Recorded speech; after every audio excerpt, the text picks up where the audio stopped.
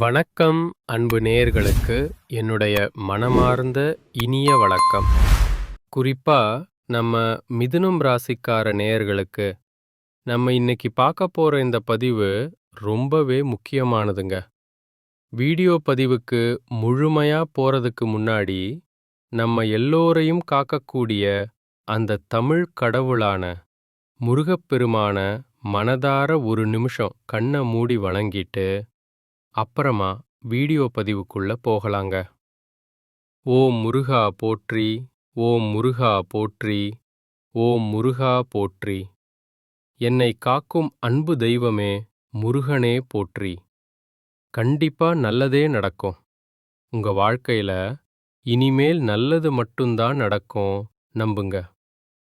பொதுவாவே நம்மளோட மிதுனம் ராசிக்காரங்க பார்க்கறதுக்கு ரொம்ப அழகாகவும் அதே நேரத்துல ஒரு சிறந்த ஆளுமை குணம் கொண்டவங்களாகவும் இருப்பாங்க. இவங்களுடைய மிகப்பெரிய ப்ளஸ் என்ன தெரியுங்களா? இவங்க மற்றவர்களுடைய உணர்வுகளுக்கு எப்பவுமே ஒரு மதிப்பையும் மரியாதையையும் அளிக்கக்கூடியவங்களா இருக்காங்க. அது மட்டும் இல்லாம தன்னுடைய சொந்த உழைப்பால் மட்டுமே வெற்றி பெறக்கூடியவங்களா இவங்க வாழ்ந்துகிட்டு இருக்காங்க. இவங்கள பொறுத்த வரைக்கும் நான் மட்டும் நல்லா இருக்கணும் அப்படிங்கிற அந்த சுயநலமெல்லாம் துளி கூட கிடையாதுங்க. தன்னை சுத்தி இருக்கக்கூடிய எல்லோருமே தான் கூட இருக்கிற அத்தனை பேருமே நல்லா இருக்கணும் அப்படிங்கிற ஒரு உயர்ந்த பொதுநல குணத்தோட தாங்க இவங்க வாழ்ந்துகிட்டு இருக்காங்க.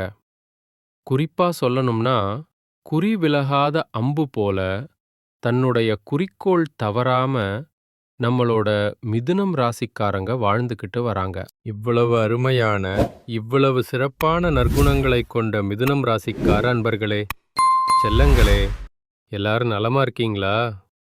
ஏங்கம்மா, நீங்க வேற எங்களை பார்த்து இப்படி ஒரு கேள்வி கேட்குறீங்களே.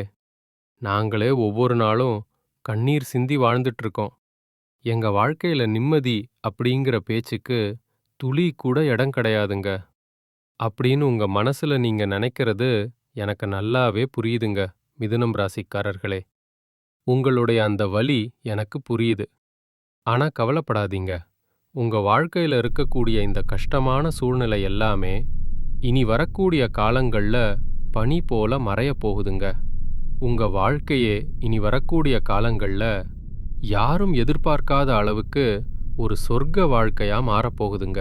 இது சத்தியம். இது நாள் வரைக்கும் உங்களை வேண்டாம்னு உதறி தள்ளிட்டு போன சொந்த பந்தங்கள் இருக்காங்க இல்லையா? அவங்க எல்லோருமே இனி வரக்கூடிய காலங்கள்ல நீங்க தான் வேணும்னு உங்களை தேடி வரப்போறாங்க. அதே போல நீண்ட நாளா திருமணமாகாதவங்களுக்கு சீக்கிரமாவே திருமண தடை நீங்கி உங்க மனசுக்கு பிடிச்ச உங்களுக்கேற்ற சரியான வாழ்க்கை துணையோடு திருமணம் நடக்கப் போகுது. குழந்தை இல்லையேன்னு ஏங்கிட்டு இருந்த குழந்தை பாக்கியம் இல்லாதவர்களுக்கு அழகான குழந்தை பாக்கியம் கிடைக்கப் போகுதுங்க. அது மட்டும் இல்லாம பூர்வீக சொத்து ரீதியாக இருந்த அனைத்து பிரச்சனைகளுக்கும் ஒரு நிரந்தரமான தீர்வு கிடைக்கப் போகுது. உங்களுக்கு முறைப்படி வரவேண்டிய பூர்வீக சொத்து எந்த தடையும் இல்லாம உங்க கையில வந்து சேரப்போகுதுங்க. நம்மளுடைய மிதுனம் ராசிக்காரங்க எப்பவுமே நல்ல குணமும் இறைவனின் அருளும் நிறைந்தவர்களாக இருக்க ஆசைப்படுறாங்க. ஆனா ஒரு யதார்த்தமான உண்மை என்னன்னா, சில உறவுகள் இவர்களுக்கு பிடிக்கும். ஆனா சில உறவுகள் இவர்களுக்கு பிடிக்காது. சில உறவுகள் இவர்களை தலையில் வைத்து கொண்டாடி உயர்த்தி பேசும். ஆனா இன்னும் சில உறவுகள் இவர்களை தாழ்த்தி மட்டம் தட்டி பேசும். இதனாலேயே குடும்பத்துல அடிக்கடி குழப்பம் அதிகமாக இருக்கும். அது மட்டும் இல்லாம சில விஷயங்கள உங்க குடும்பத்தினர் உங்ககிட்ட சொல்லாம மறைக்க முயற்சிப்பாங்க. இது மிதுனம் ராசிக்காரர்களுக்கு பெரிய வருத்தத்தை அளிக்கும். நம்மகிட்ட ஏன் மறைக்கிறாங்க அப்படிங்கிற கவலை இருக்கும். மற்றவர்கள் உங்களை பத்தி தவறான அபிப்பிராயம் கொள்ளும் வரை மிதுனம் ராசிக்கு நிம்மதியே இருக்காதுங்க.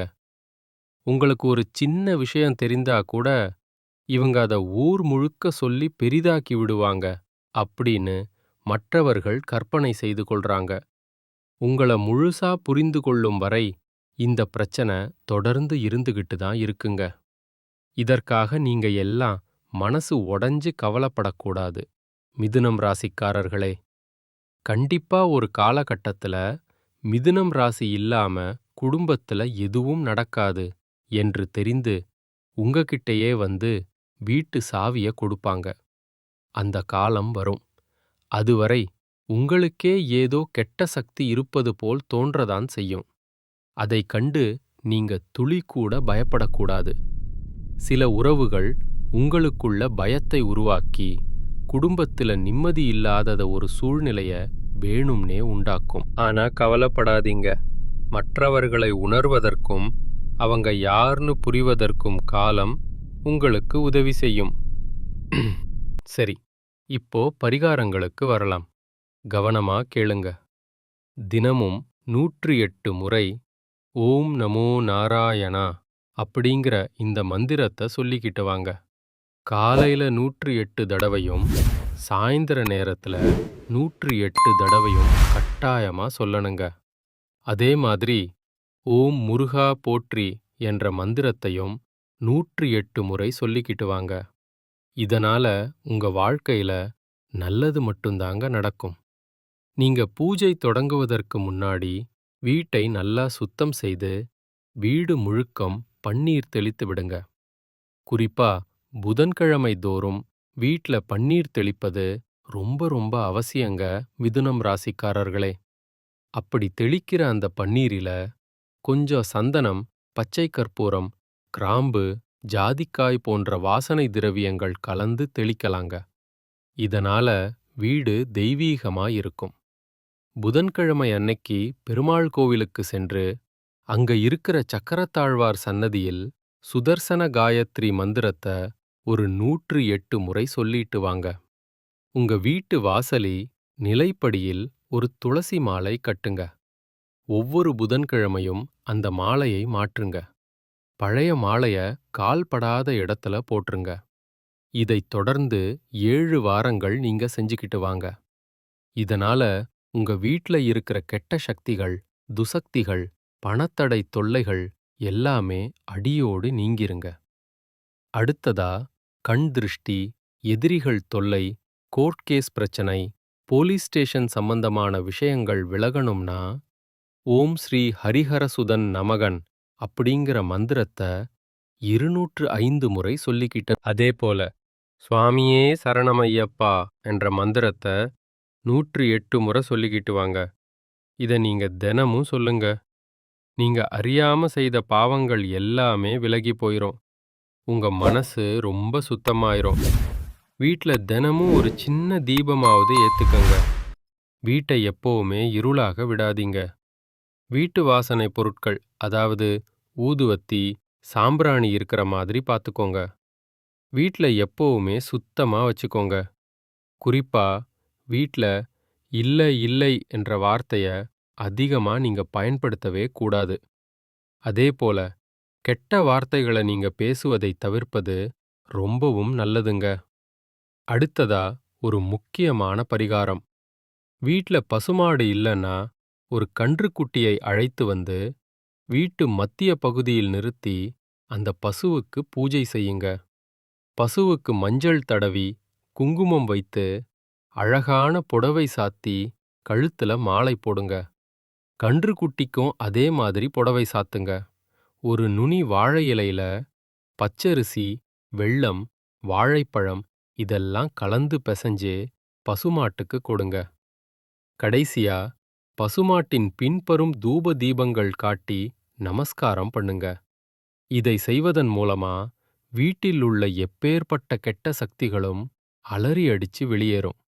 அபார்ட்மெண்ட்ல வசிக்கிறவங்க உங்க வீட்டு வாசல்லையே இந்த பூஜையை செய்யலாம்.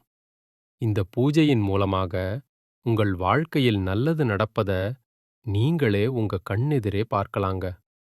உங்கள் வீட்டில் இருக்கக்கூடிய கெட்ட சக்திகள் முழுசா நீங்கணும்னா நீங்க இன்னும் சில விஷயங்களை கடைபிடிக்கணுங்க. செவ்வாய்க்கிழமை தவறாம முருகனை வழிபாடு செய்யுங்க. தினமும் மாலை நேரத்துல நல்லெண்ணெய், அப்படி இல்லைன்னா நெய் விளக்கு ஏத்துங்க. ஓம் சரவண பவ மந்திரத்த தினமும் 11 முறை சொல்லிக்கிட்டு வாங்க. வாரம் ஒரு முறை அம்மன் கோயிலுக்கு போய் அம்மனை மனதார வணங்கிட்டு வாங்க.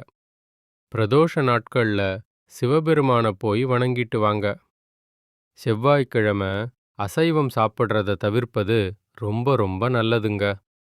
குங்கும அர்ச்சனை செய்யறது ரொம்பவும் விசேஷம். வீட்ல எப்பவுமே கொஞ்சம் வேப்பிலைய வச்சிருங்க.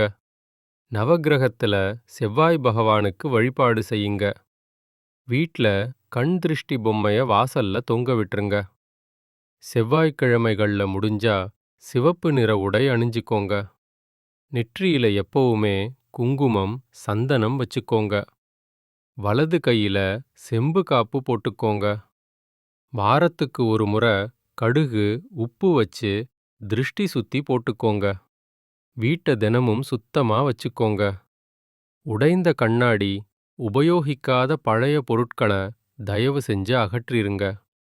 நீங்க வெளியே போறதுக்கு முன்னாடி உங்க இஷ்ட தெய்வத்தை மனசுல நினைச்சிட்டு வெளியில கிளம்புங்க.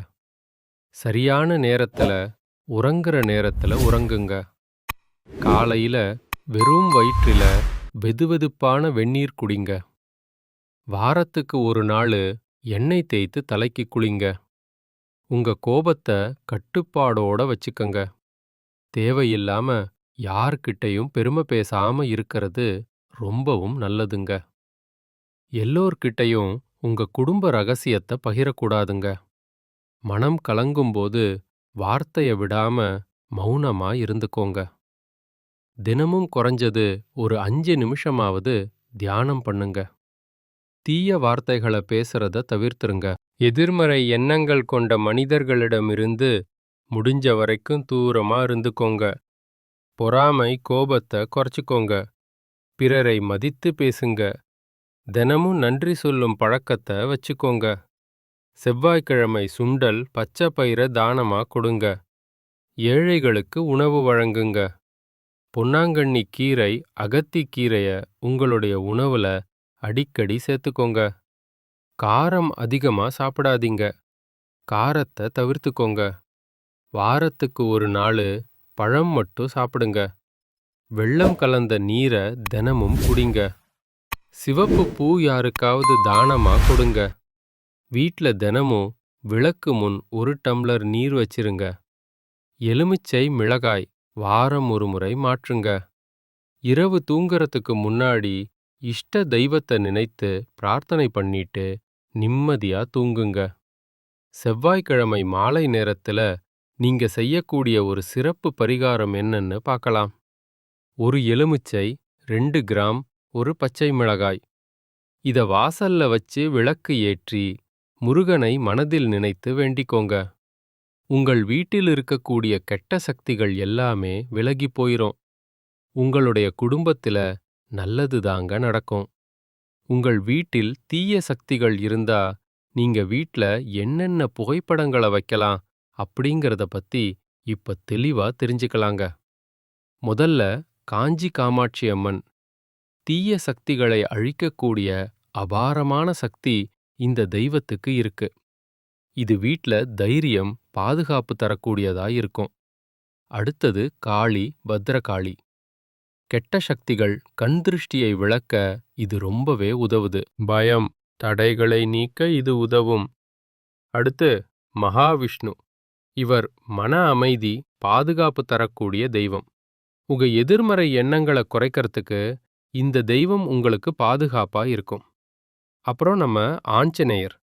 தீய ஆவிகள், பயம் விலக நம்மளுக்கு ஆஞ்சநேயர் எப்பவும் துணையா இருப்பாரு. வீட்டை காக்கக்கூடிய காவல் தெய்வமா இவர் இருப்பாரு. பைரவர். இவரு இரவு நேர எதிர்மறை சக்திகளை விளக்கக்கூடியவராய் இருக்காரு. வீட்டு சுற்றுப்புற பாதுகாப்புக்கு பைரவர் ரொம்பவே பாதுகாப்பா இருப்பாரு. நரசிம்மர். தீய சக்திகளை முற்றிலும் அழிக்கக்கூடிய சக்தி இவருக்கு இருக்கு.